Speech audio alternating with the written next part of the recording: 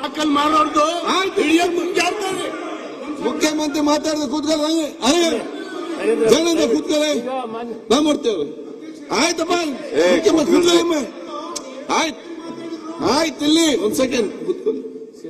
ಈಗ ಮಾನ್ಯ ಅಧ್ಯಕ್ಷರೇ ಗ್ಯಾಸ್ ಬಗ್ಗೆ ಮಾತಾಡ್ತಾ ಇದ್ದಾರೆ. ಒಂದ್ ಸೆಕೆಂಡ್ ಮಾತಾಡಿ ಬಿಡಿಯಪ್ಪ. ಇಲ್ಲಿ ಎಲ್ಲರೂ ಬಂದು ಪ್ರಸ್ತಾಪ ಮಾಡಿರೋರು ಅವರು ಉತ್ತರ ಕೊಡ್ಬೇಕಾಗಿರೋರು ಇವತ್ತೇ ಮೀಟಿಂಗ್ ಮಾಡಿದ್ದಾರೆ.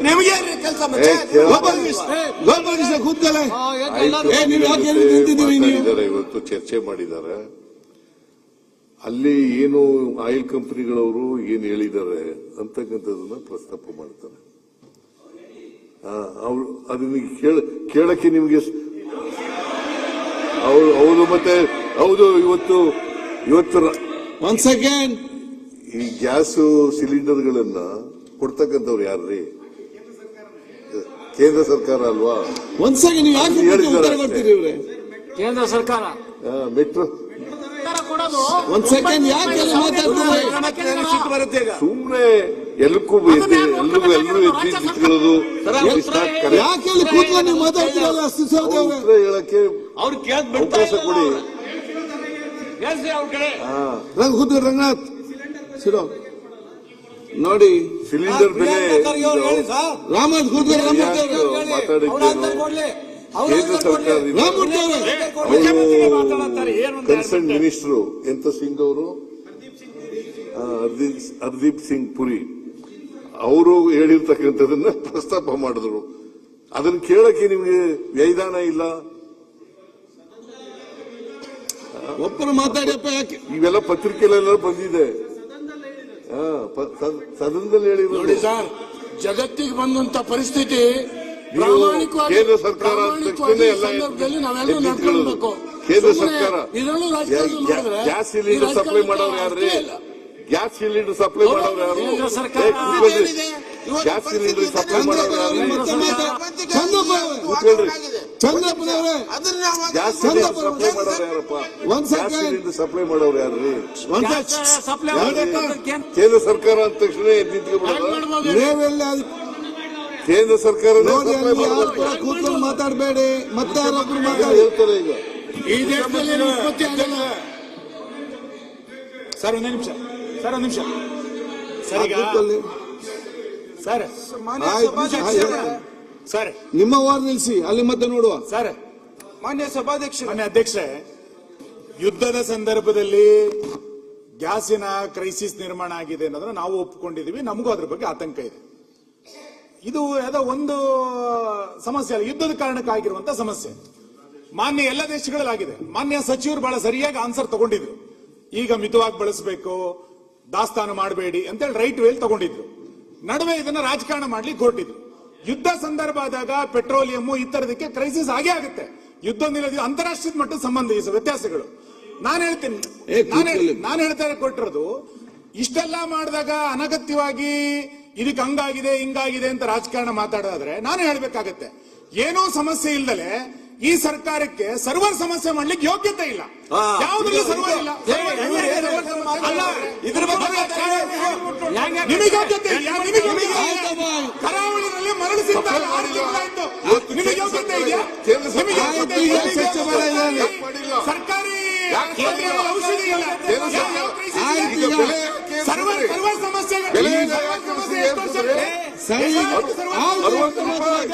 ಯಾವುದು ಸಮಸ್ಯೆ ಅಲ್ಲ.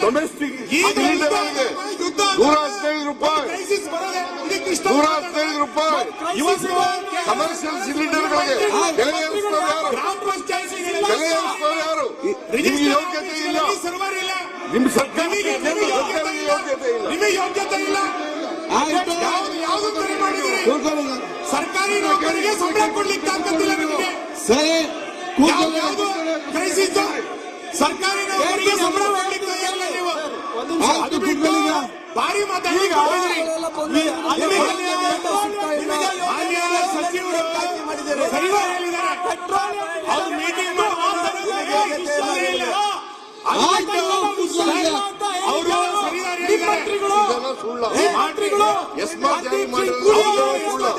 ಇದನ್ನ ಜಾರಿ ಮಾಡಿದವರು ಯಾರು? ಯುದ್ಧ ಇದನ್ನ ಯಾರು ಜಾರಿ ಮಾಡಿದವರು? ಇದನ್ನ ಜಾರಿ ಮಾಡಿದವರು ಕೇಂದ್ರ ಸರ್ಕಾರ. ಕೇಂದ್ರ ಸರ್ಕಾರ ಹೇಳಿದ್ರೆ ಇನ್ಯಾರು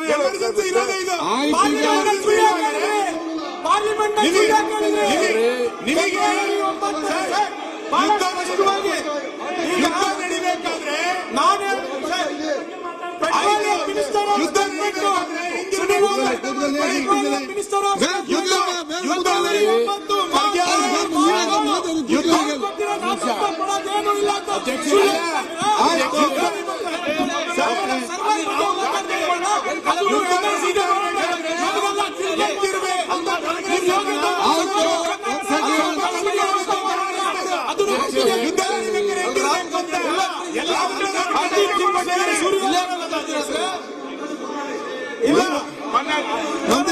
ಮಂತ್ರಿಗಳೇ, ಆಹಾರ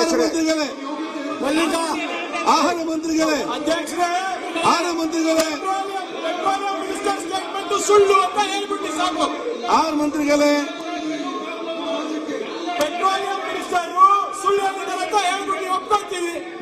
ಆಯ್ತು, ಓಕೆ ಓಕೆ, ಎಸ್ಮಾ ಜಾರಿ ಮಾಡ್ಬಿಟ್ಟು ಆಯ್ತಪ್ಪ, ಹೇಳ್ತಾರೆ ಉತ್ತರ ಕೊಡ್ಲಿ ಅವರು. ಆಯ್ತು, ಉತ್ತರ ಕೊಡ್ಲಿ ಅವರು. ನೀವೆಲ್ಲ ಚರ್ಚೆ ಮಾಡಲ್ಲ, ನೀವೇ ಶೂನ್ಯ ವೇಳೆ ಅಂತ ಹೇಳಿದ್ರೆ ಮಾತಾಡಿದ್ರೆ ನೀವೇ, ಚರ್ಚೆ ಮಾಡಿದ್ರೆ ನೀವೇ, ಲಾಸ್ಟ್ ಶೂನ್ಯ ವೇಳೆ ಅಂತ ಹೇಳಿದ್ರು ಕೂಡ ನೀವೇ. ನನ್ನ ಅಧ್ಯಕ್ಷರೇ, ಈಗ ಒಂದ್ ಸೆಕೆಂಡ್ ಆಯ್ತು, ಅವ್ರು ಮಾತಾಡ್ಲಿ. ಒಂದ್ ಸೆಕೆಂಡ್, ಗೊತ್ತೇ ಇಲ್ಲ. ಒಂದ್ ಸೆಕೆಂಡ್. ಏನು ಕೆಲಸ ಮಾಡಿಲ್ಲ ಈ ಬಂದು. ಆಯ್ತು, ದಿನೇಶ್ ಅವರೇ, ಮಂತ್ರಿ ಅವರೇ, ಮಂತ್ರಿ ಅವರೇ, ಮಂತ್ರಿ ಅವರೇ, ಸಚಿವರಾಗಿದ್ರಲ್ಲ, ಏನ್ ಮಾತಾಡ್ತಿರಲ್ಲ? ಏನ್ ಮಾಡಿದ್ರಿ ನೀವು? ರಾಮಮೂರ್ತಿ ಯಾವ ಅವರೇ, ಕೆಲಸನೂ ಮಾಡ್ಲಿಲ್ಲ. ಮಂತ್ರಿ ಅವರೇ, ಮತ್ತೆ ಈ ಬಗ್ಗೆ ಮಂತ್ರಿ ಅವರೇ, ಮಾತಾಡ್ತೀರಾ? ಮಂತ್ರಿ ಒಂದ್ ಸೆಕೆಂಡ್. ಚಂದ ಕೂತ್ಕೊಮ್ಮೆ. ಕೇಂದ್ರ ಸರ್ಕಾರ ಅಧ್ಯಕ್ಷರೇ, ಇಲ್ಲಿ ಚಂಬಸ್ ಸ್ಟ್ರೈಕ್ ಎಲ್ಲ ಬಿಟ್ರೆ ಆಯ್ತಪ್ಪ. ಯಾವ ಸ್ಟ್ರೈಕ್? ಕೂತ್ಕೊಳ್ಳಿ. ಅಧ್ಯಕ್ಷರೇ, ಕೂತ್ಕೊಳ್ಳಿ ಸುರೇಶ್. ತಾವು ಮಾತಾಡ್ತಾರೆ ನೆಗಡ್ತೀವಿ, ಅಧ್ಯಕ್ಷರೇ, ರಂಗನಾಥ್, ರಂಗನಾಥ್ ನೋಡಿ ನೋಡಿಪ್ಪ, ಕೂತ್ಕೊಳ್ಳಿ ನೀವು.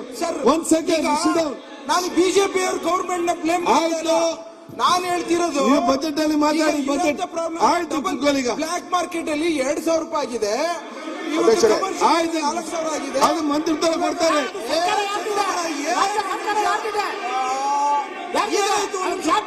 ಕೂತ್ಕೊಳ್ಳಪ್ಪ, ಕೂತ್ಕೊಳ್ಳಿ. ಆಯ್ತು ಸುರೇಶ್.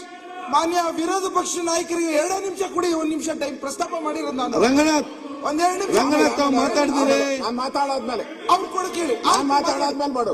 ನಾನು ಮಾತಾಡಾದ್ಮೇಲೆ ಮಾತಾಡಿ. ಅಧ್ಯಕ್ಷರಯ್ಯ, 0 ಅವರ್ ಅಲ್ಲಿ ತಾವು ಈ ಪ್ರಶ್ನೆಗೆ ಅವರು ಉತ್ತರ ಕೊಡಬೇಕಾಯ್ತು, ಅಷ್ಟಕ್ಕೆ ಸೀಮಿತ ಆಗ್ಬೇಕಾಯ್ತು. ಆದರೆ ಇದನ್ನ ಮುಖ್ಯಮಂತ್ರಿಗಳಿರ್ಬೋದು, ಮಂತ್ರಿಗಳಿರ್ಬೋದು, ಇದನ್ನ ಒಂಥರ ರಾಜಕೀಯ ಕಾರಣಕ್ಕೆ ಉಪಯೋಗ ಮಾಡೋದು ಸರಿ ಇಲ್ಲ.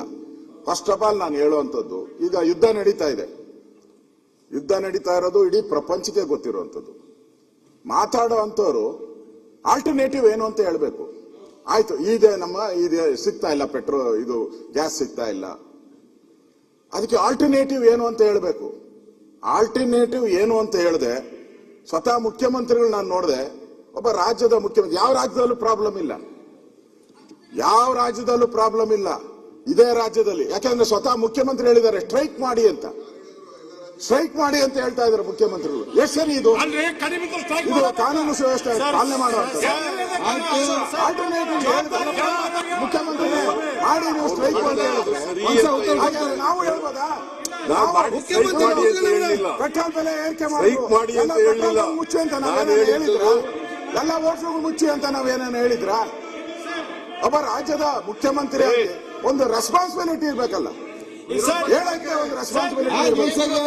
ನಾವು ಅದೇ ಶುರು ಮಾಡಿದ್ರೆ ಇವರು ಓಟ್ಲು ಬೆಲೆ ಏರಿಕೆ ಮಾಡಿದ್ದಾರೆ, ಓಟ್ಲು ಬೆಲೆ ಏರಿಕೆ ಮಾಡಿದಾಗ ನಾವು ಹೇಳ್ಬಿಟ್ರೆ ಸ್ಟ್ರೈಕ್ ಮಾಡಿ ಅಂತ ನಾವು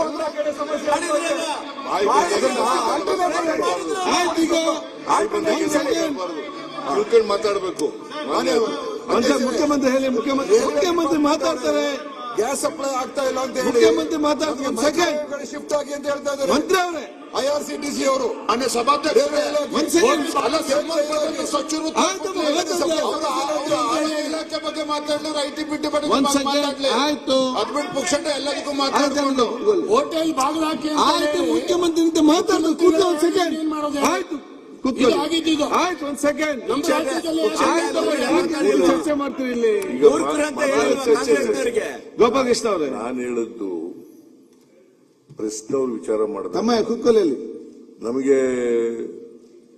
ಸಿಲಿಂಡರ್ಗಳು ಬರದೇ ಹೋದ್ರೆ, ಕಮರ್ಷಿಯಲ್ ಸಿಲಿಂಡರ್ಗಳು ಬರದೇ ಹೋದ್ರೆ, ಗ್ಯಾಸ್ ಸಿಲಿಂಡರ್ಗಳು ಬರದೇ ಹೋದ್ರೆ ನಾವು ಚಳವಳಿ ಮಾಡಬೇಕಾಗತ್ತೆ, ಹೋಟೆಲ್ಗಳನ್ನು ಬಂದ್ ಮಾಡಬೇಕಾಗತ್ತೆ ಅಂತ ಹೇಳಿದ್ರು. ಅವ್ರು ಹೇಳಿದ್ರು ಸರಿ ಇದೆ ಅಂತ ಹೇಳಿದೆ. ನಾನು